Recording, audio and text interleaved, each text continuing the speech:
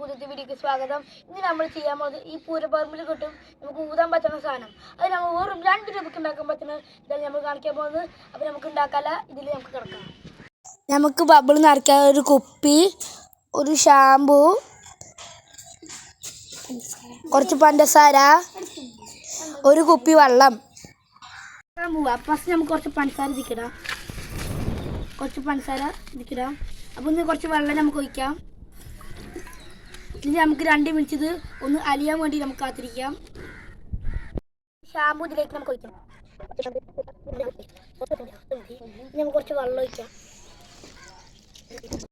എടുക്കാൻ മറന്നു. അപ്പം നമുക്ക് ഇതുകൊണ്ട് നടക്കാം. അപ്പം എൻ്റെ ഫ്രണ്ട് ആരും ഞാൻ ടെസ്റ്റ് ചെയ്യാൻ കൊടുക്കുകയാണ്.